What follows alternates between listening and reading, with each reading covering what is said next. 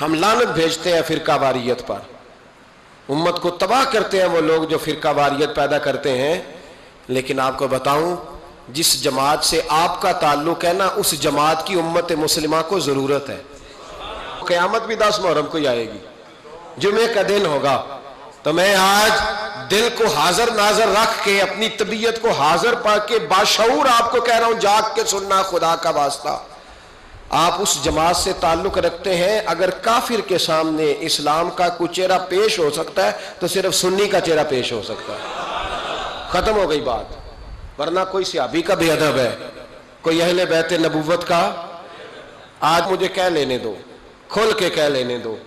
لوگ دلیلیں دیتے پھرتے ہیں، کہتے ہیں جی ایک وہ پینٹ کوٹ والا مولوی ہے، اس نے اینک بھی لگائی ہے، داڑھی بھی رکھی ہے، پینٹ کوٹ بھی پہنتا ہے. اس نے جی 1500 بندہ ایک دن مسلمان کر دیا، ایک دن 1000 مسلمان کر دیا. پر پتہ ہے وہ بدبخت کہتا کیا ہے؟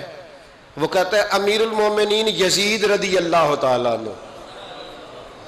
میں کیا کروں اس کے 1500 مسلمان کو یا 2000 اس کے کلمہ، اور وہ جی بڑی دلیلیں دیتا ہے. وہ دلیلیں سنبھال کے رکھے، وہ دلیلیں جو جی بڑے لوگ اس کے ساتھ ہوتے ہیں. تو کربلا کے موقع پر زیادہ لوگ یزید کے ساتھ تھے، زیادہ لوگ. ہم کثرت کے قائل نہیں، ہم حق کے قائل ہیں. ہم چھوڑ دو بات، دلائل کی طرف آؤ. عجیب تماشا ہے.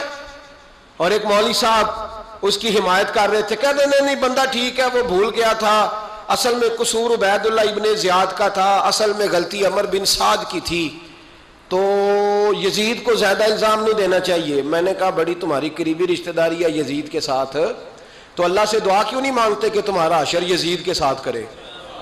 مانگنی چاہیے نا دعا. کیا خیال ہے آپ کا؟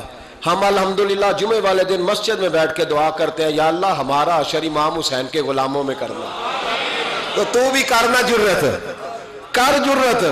ہماری جرت دیکھ، ہم یہ نہیں کہتے ان کے ساتھ کر، ہم کہتے ہیں یا اللہ ہمارا حشر ان کے.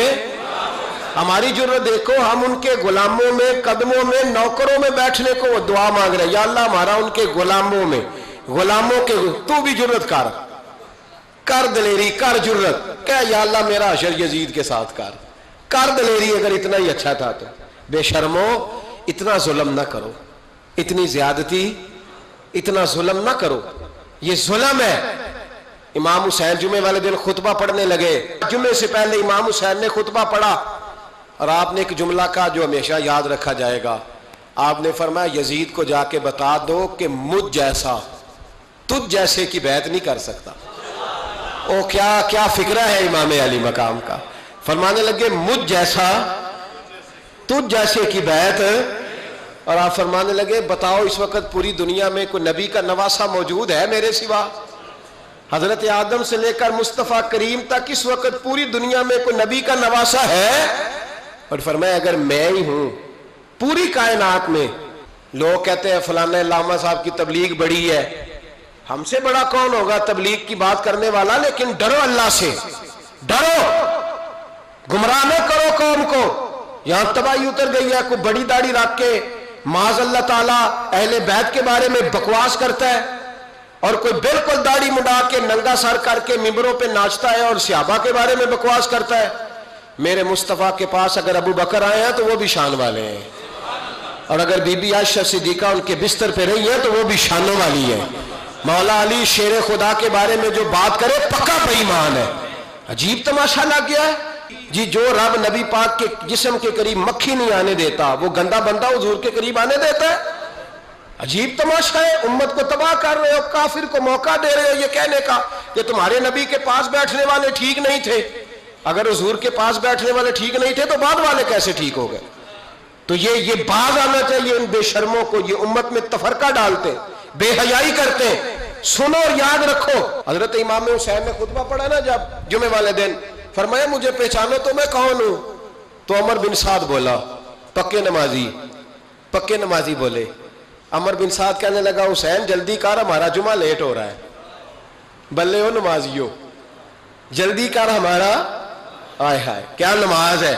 یعنی نبی پاک کے نواسے کو شہید کریں گے اور شہادت کے بعد جمعہ پڑھیں گے اور نماز میں کہیں گے اللہم صلی علی محمد و علی. آل محمد، ان کو شہید کر کے قتل کر کے جمعے کا خطبہ دیا جا رہا ہے اور نماز پڑھی جا رہی، اللہم صلی علی محمد وعلی۔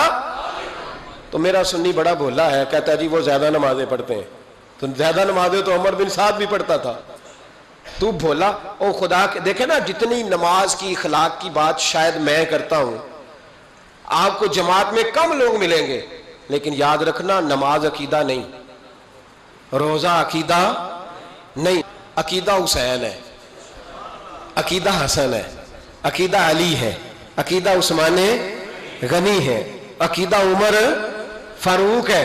میں اس شخص کو کیا کروں؟ مجھے اس شخص کی کیا ضرورت ہے جو ممبر پہ بیٹھ کے کہتا ہے حسین ابن علی باغی تھے؟ وہ شخص، اس کی نماز روزہ حج زکات دیکھا جائے گا؟ آؤ قرآن مجید سورہ شورا آیت نمبر 23، گھر جا کے قرآن مجید کھولو، یہ والی آیتیں بھی پڑھا کرو، یہ والی بھی کھولا کرو۔ صحابہ جمع ہو کے نبی پاک کے پاس آئے، عرض کی یا رسول اللہ صلی اللہ علیہ وسلم، آپ کے خرچے زیادہ ہیں، آمدن کا ذریعہ کوئی نہیں۔ جس طرح آج لوگ ہر پیر صاحب سے نہیں پوچھ رہے، علامہ صاحب سے، کہ آپ کام کوئی نہیں کرتے، کپڑے پھر بھی سفید پہنتے ہیں، کیا ذرائع آمدن ہے، پھر بھی آپ گاڑی میں گھومتے ہیں۔ ہمارا تو پروگرام تھا مولوی بھوکا مر جائے، پر اس کے پاس آتے ہیں تو یہ تازی چائے پلاتا ہے، کیا مطلب، کس طرح کا رویہ ہے؟ صحابہ کے بار وہ یہ نہیں سوچتے تھے آتے کہاں، وہ کہتے تھے آگے بڑھ کے حصہ ڈالیں۔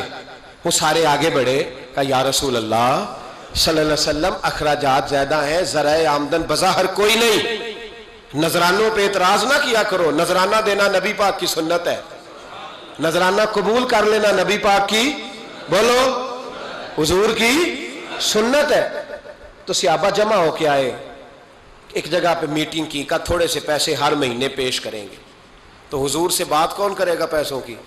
کہا ہم نے نہیں کرنی، نبی پاک کے چچا جناب عباس کریں گے۔ حضرت عباس رضی اللہ تعالیٰ عنہ کے ذمے لگایا گیا، جناب عباس آئے، حضرت عباس رضی اللہ تعالیٰ عنہ پیسے لے کے آئے، اور سیانے بندے تھے، انہوں نے بڑی سمجھداری والی، عقل مندی والی بات چھیڑی۔